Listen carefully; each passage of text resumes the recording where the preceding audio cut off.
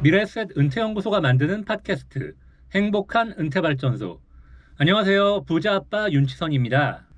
청취자 여러분들은 연금계좌, 그러니까 그 연금저축이나 아니면 뭐 DC형 퇴직연금, IRP 이제 이런 거를 다른 곳으로 옮길 수 있다는 사실을 알고 계신가요? 2019년 말에 금융감독원의 자료에 의하면요, 연금저축을 다른 금융기관으로 이체한 경우가 4669건이었고요. 금액은 약 9,400억 원이었다라고 합니다.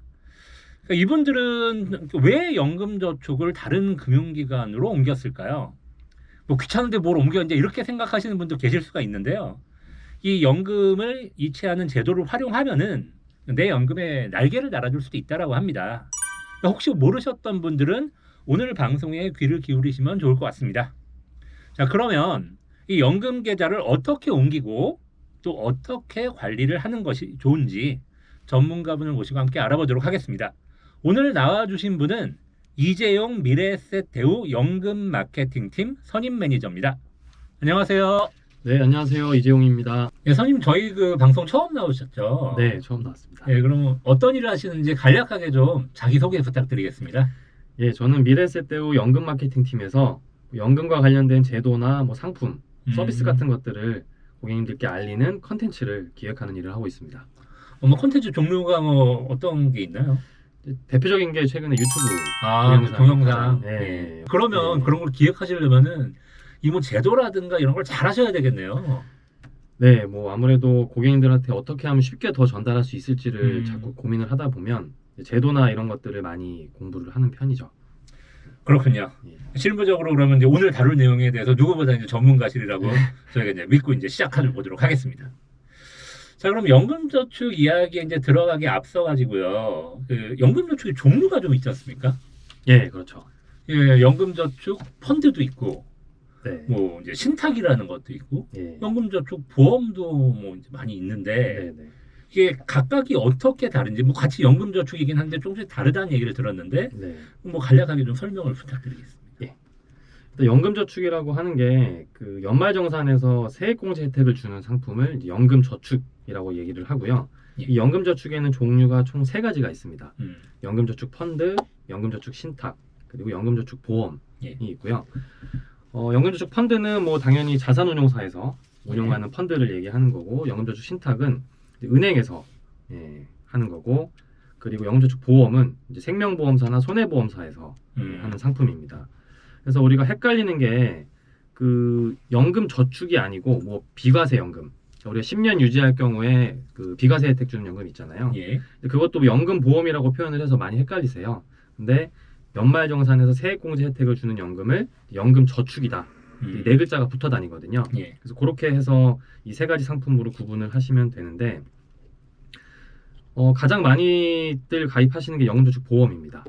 전체 비중에서 거의 한 7~80% 정도 차지를 하고 있어요. 연금저축 보험. 상당히 많네요. 예. 그 다음이 이제 연금저축 신탁인데, 이건 이제 은행에서 주로 하는 거거든요. 근데 이게 2018년도에 판매가 중단됐어요. 그래서 그때부터는 이제 신규 가입이 제한돼 있습니다. 뭐 판매가 왜 중단됐나요, 이게?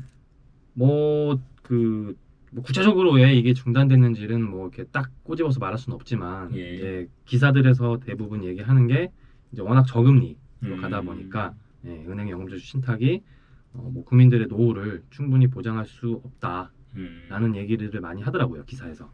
그래서 중단이 2018년도부터 됐고, 그래서 지금 현재는 신규로 가입할 수 있는 건 연금저축 보험과 연금저축 펀드 이 두 가지가 있습니다.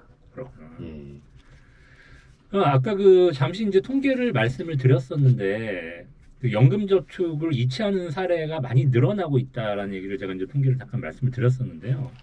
그것도 이제 뭐 몇 가지 사례가 있을 것 같아요. 지금 연금저축 펀드 신탁 보험 세 가지가 있다라고 말씀을 하셨으니까. 네. 뭐 그 각자가 다 제도상으로는 왔다 갔다 할 수 있게 돼 있는 거잖아요. 그렇죠.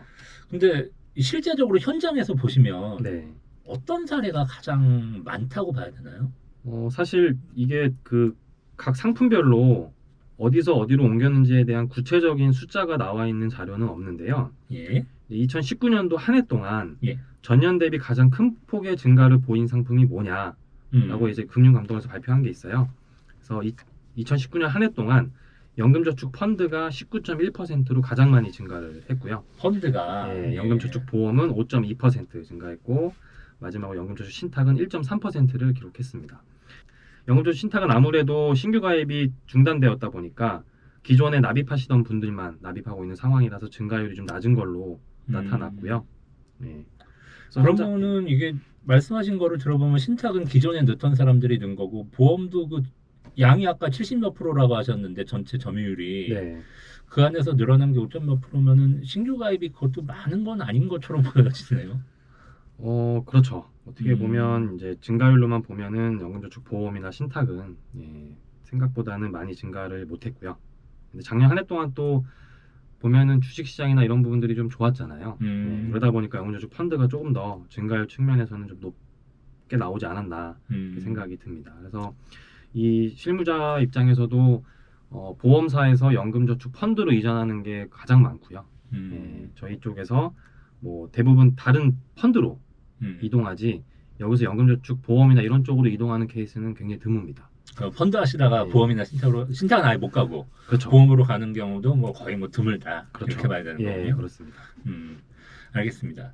자, 그럼 연금저축 이제 보험이나 신탁이 펀드로 옮겨지는 경우가 꽤 이제 많은 걸로 추정이 된다라고 하셨는데 그러면은 뭐 그 이유가 있을 거잖아요. 예. 그럼 어떻게 보시나요? 사실 뭐 고객마다 워낙에 다양한 상황들이 있기 때문에 이게 딱 어떤 이유다라고 추측하기는 어렵지만 크게 보면 세 가지 정도의 이유가 있을 것 같아요. 예. 첫 번째는 뭐 너무나 우리가 많이 들었던 이제 낮아지는 금리, 저금리 뭐 이런 부분이 가장 대표적입니다. 이 연금저축 제도가 2001년도에 생겼거든요. 그렇죠. 예. 그때부터 지금까지 20년간 사실 금리가 계속 하락하는 추세였잖아요. 그렇죠. 예. 근데 연금저축 보험의 특징은 사실 이 그 금리 연동으로 되어 있거든요. 보험사들이 흔히 얘기하는 공시율이라고 부르는데 예. 그 공시율이 계속해서 낮아지고 있기 때문에 이제 고객님들께서 계속해서 낮아지는 금리에 이제 그 적응을 못 하시고 이제 좀 더 높은 수익률을 기대하기 위해서 연금저축 펀드로 이전하는 경우가 이제 가장 대표적이고 두 번째는 연금저축 펀드는 좀 비교적 자유롭습니다.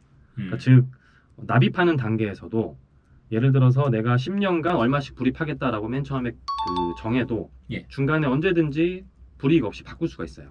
네, 납입하다가 납입을 안 해도 되고 하다가 늘려도 되고 줄여도 되고 예, 그리고 1년에 한 방에 그냥 납입해도 되고 이런 식으로 자유롭게 납입할 수 있다는 부분. 납입된 돈으로 이제 운용을 하잖아요. 예. 그럼 이제 펀드나 ETF로 이제 운용을 하는데 또 자유롭게 변경할 수가 있습니다. 내가 한번 샀다고 이거를 쭉 가져가는 것이 아니라 중간중간에 언제든지 펀드를 교체하고 사고 팔고 할 수 있는 이런 펀드 매매가 자유롭다라고 하는 게 이제 두 번째 이유가 될 수 있을 것 같고요. 세 번째가 그 일부 해지가 된다는 부분 그리고 나중에 연금으로 받을 때 예. 비정기 연금으로 받을 수 있다라고 하는 이런 유연성들이 가장 이제 세 번째 이유입니다. 비정기연금 조금만 더 설명해 주시겠어요? 우리가 사실 연금하면 딱 떠오르는 게 예. 뭔가 규칙적으로 내가 갖고 있는 연금을 받아야 된다. 뭐 매달 월급처럼 이렇게 그렇죠. 나오는 걸 연금이라고 예. 많이 생각하시잖아요. 그렇죠. 예. 근데 막상 사실 우리가 은퇴하신 분들을 보면 예. 이 연금을 규칙적으로 받는 부분이 불편할 수도 있거든요. 예를 들어서 뭐 특정 월에는 내가 좀 지출이 많아질 수도 있고 특정 월에는 내가 뭐 전혀 연금이 없어도 되고 그리고 내가 은퇴는 했지만 소득이 있기 때문에 내가 이 연금을 받지 않아도 되고 좀 천천히 받고 싶고 이런 연금 수령의 자유로운 거를 이제 추구를 해야 되는데 그러시는 분들 많이 있으시잖아요. 근데 그런 부분들이 이제 연금저축 보험에서는 구현하기가 쉽지 않습니다. 그래서 그래서 이런 부분들을 연금저축 펀드에서는 다 해드릴 수 있기 때문에 이런 유연성 때문에도 고객님들께서 많이 옮기시죠. 그리고 이제 일부 해지 말씀을 드렸는데 2019년도에 예. 연금저축을 중간에 해지한 건수가 27만 건입니다. 굉장히 많네요. 신규로 가입한 건 28만 건이에요. 그러니까 신규로 가입한 것보다 해지가 거의 비슷한 수준인 거죠. 그러네요. 27만 건 해지를 한번 보니까 총 금액이 3조 4천억이에요. 3조 4천억. 2019년 한 해 동안 연금저축을 해지한 게 3조 4천억이고 그 중에 가장 대표적인 게 이제 보험에서 2조 6천억이 해지가 됐습니다. 전체의 78% 정도 차지를 하거든요.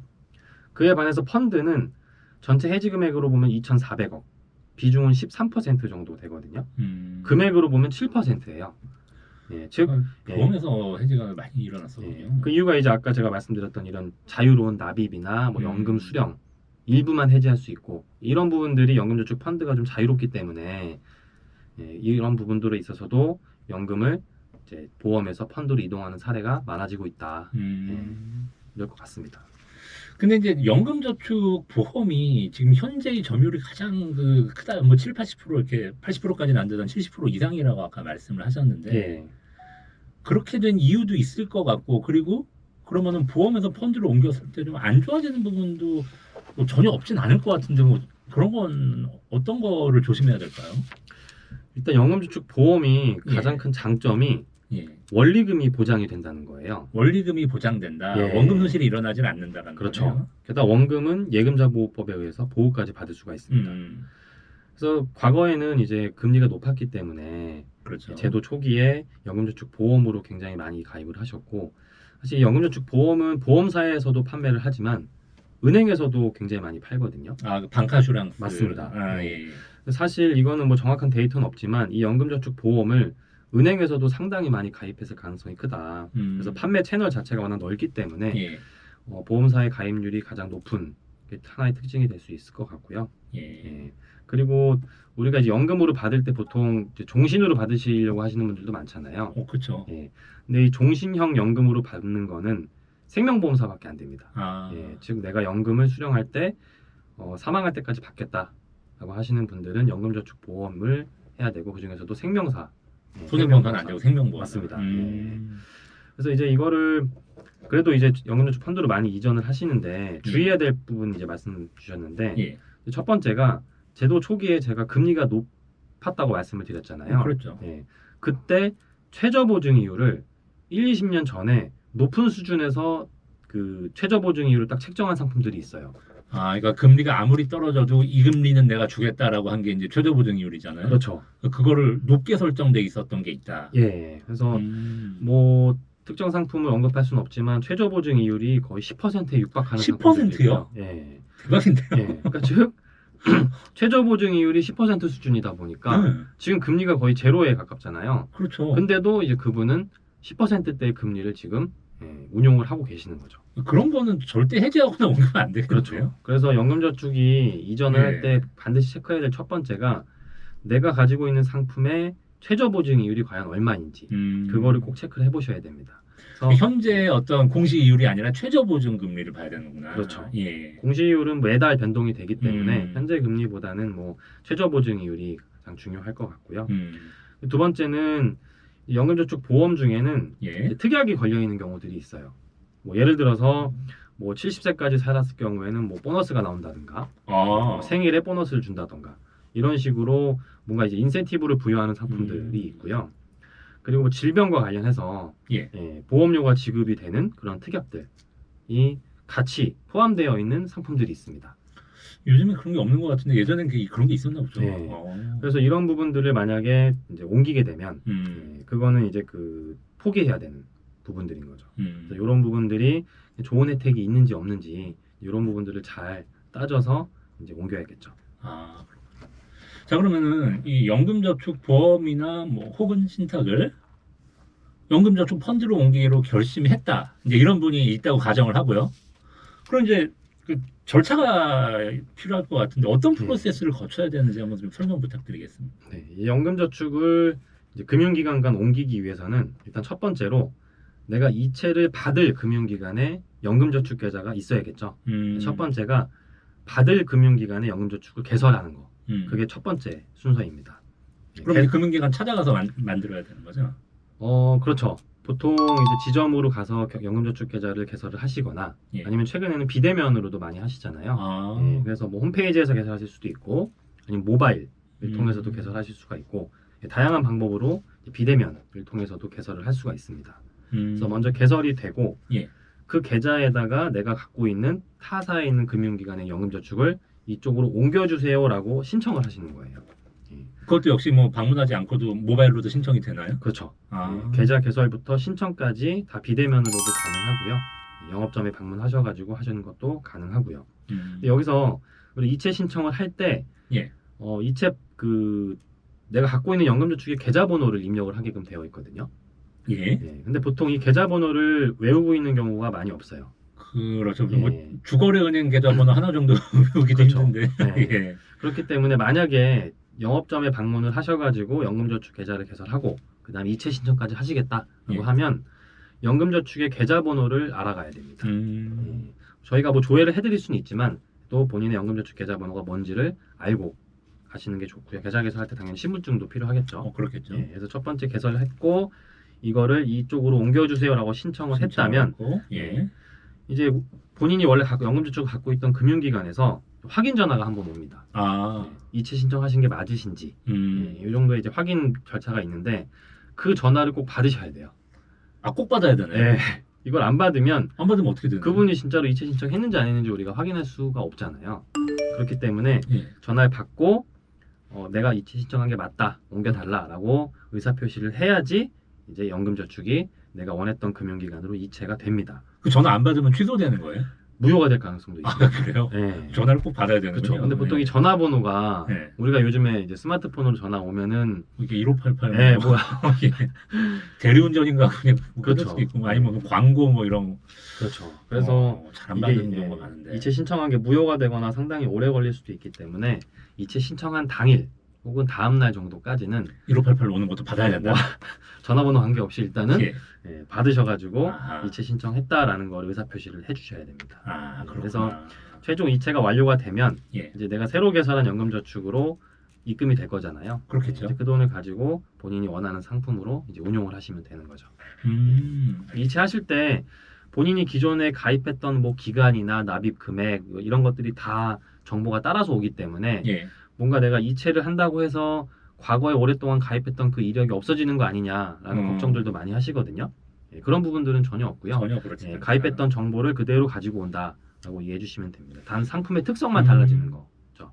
그래서 자, 그러면은 이게 좀 전에 말씀하신 것처럼 이제 그 이체를 새로 이제 갈 금융기관에서만 신청하면 그냥 가는 거고, 이쪽에서 그냥 전화만 받아주면 되는 거면은 이쪽 원래 제가 연금을 가지고 있던 금융기관에 방문할 필요는 없는 거네요. 그렇죠.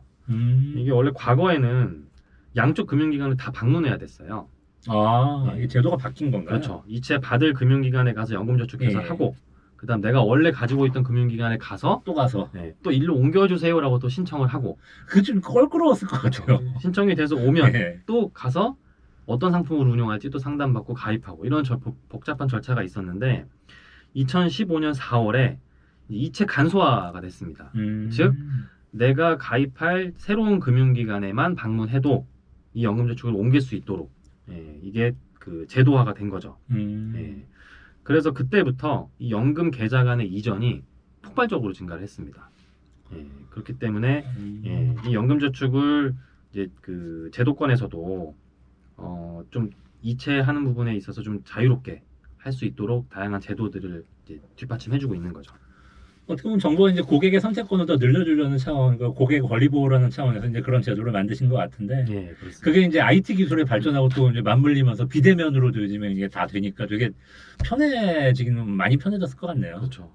게다가 이제 2013년 3월 전에는 2013년 2월까지는 이 연금저축 펀드가 하나밖에 가입을 못했어요. 그러니까 즉 내가 연금저축에 오랫동안 가입하신 분들은 적립금이 많이 쌓여 있으실 거잖아요. 근데 그 돈으로 딱 하나의 펀드로만 운용을 했었기 때문에 위험하잖아요. 어느 정도 분산 투자가 돼야 되는데. 나는 주식반 채권반 하고 싶은데 그냥 하나만 해야 되는. 그렇죠. 게다가 현금 보유를 할 수가 없습니다. 또.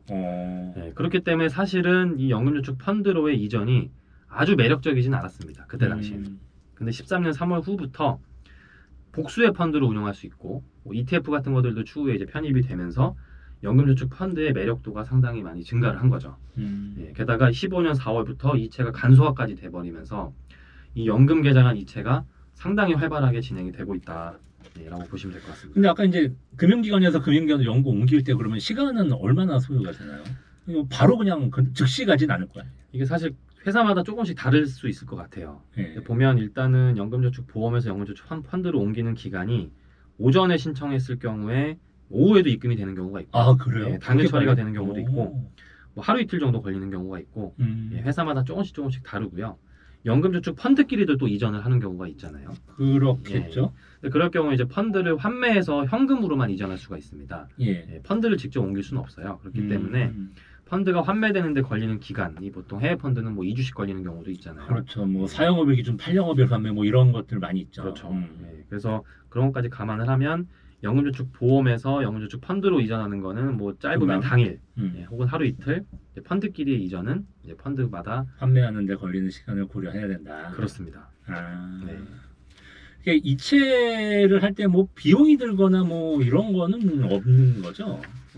이제 이체 수수료가 있는 경우가 아주 간혹 가다가 있는데 아, 그래요? 예, 네. 그거는 사실 거의 찾아보기는 좀 어렵고요. 음. 보통 우리가 이체를 할 때 그 내가 현재 연금저축이 얼마나 쌓여 있는지를 조회할 겸 이제 한번 전화를 하게 되는데 그때 내가 이 연금저축을 이체하면 어떻게 되나요라고 물어보면 예. 간혹 가다가 이제 그 해지 환급금을 알려주는 경우가 있어요. 즉 내가 이 연금저축을 해지했을 경우에 나오는 금액, 즉 네. 기타 소득세 16.5%를 차감한 금액을 안내하는 경우가 종종 있거든요.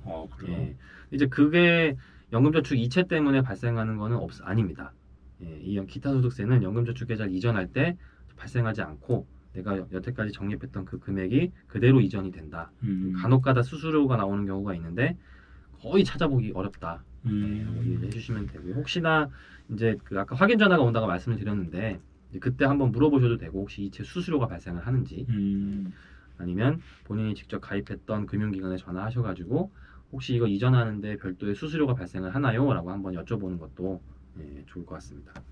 자, 그러면 지금 이제 저희가 이체하는 절차들을 상세하게 알아보고 그때 뭐 조건이라든가 뭐 기간 이런 거 다 이제 여쭤봤는데 네, 이체가 되고 나서 네. 연금저축 이제 펀드 계좌로 옮겼을 거 아니에요? 네, 그렇죠. 옮긴 상태에서 이 투자할 수 있는 상품을 이제 알아봐야 될 건데 네, 이거 뭐 아무 펀드나 다 시중에 나와 있는 펀드 그냥 다 살 수 있는 건가요? 일단은 공모펀드만 가입이 가능합니다. 그러니까 우리가 펀드라고 하면 사모펀드도 있고 공모펀드도 있잖아요. 예. 사모펀드는 연금저축에서는 현재는 가입할 수가 없고요. 음. 예, 공모펀드는 대부분이 가능하다라고 이해를 하시면 됩니다.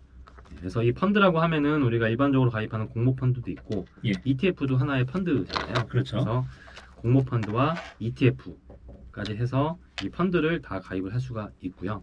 예, 뭐 비대면으로 하시는 경우에는 이제 인터넷 전용 펀드들도 많이 있기 때문에 예. 조금 더 저렴한 수수료로 펀드를 가입하실 수도 있는 거죠. 다만 이제 펀드를 보면 뭐 그 어떤 펀드가 모든 금융기관에서 파는 건 아니니까 그 네. 옮기신 금융기관에서 파는 펀드에 뭐 국한되긴 ETF도 다 되는데 안 되는 게 딱 두 가지 종류가 있습니다. 두 가지요. 예, 첫 그건 번째는 뭐죠?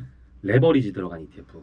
레버리지. 예, 그러니까 지수를 한 배만 추종을 해야 되는데 뭐 1.5배, 2배 이렇게 1배를 초과해서 운용하는 레버리지 ETF들 있잖아요. 그렇죠. 예, 그거는 종류 불문하고 다 안 된다. 아, 라고 이해하시면 되고 한 배든 두 배든 뭐 다 안 된다 그냥 예, 레버리지는. 안 되고 두 번째는 이제 인버스 들어간 것들이 안 됩니다. 아, 지수 거꾸로 가는 거. 예, 그렇죠.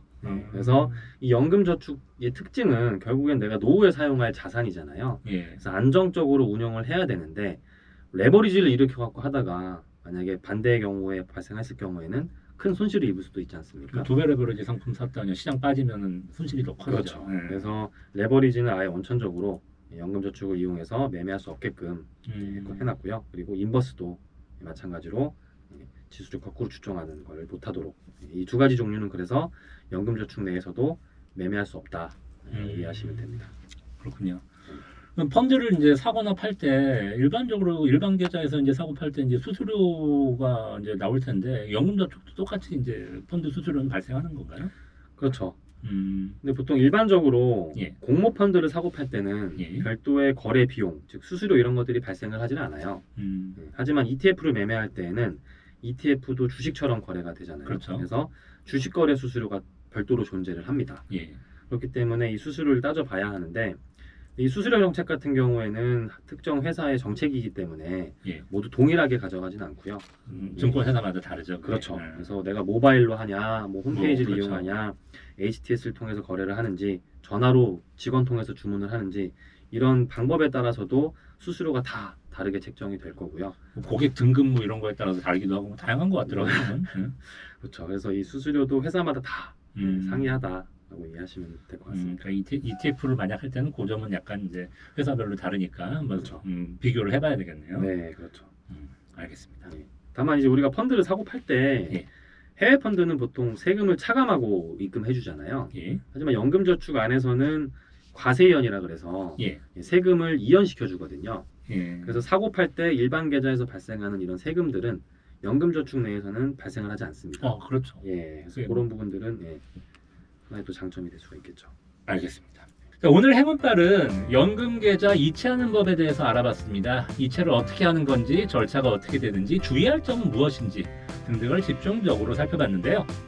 그 조언해주신 미래에셋 대우 이재용 선임 매니저님 감사합니다. 네, 감사합니다. 행운빨은 다음 주에 다시 돌아오겠습니다. 감사합니다.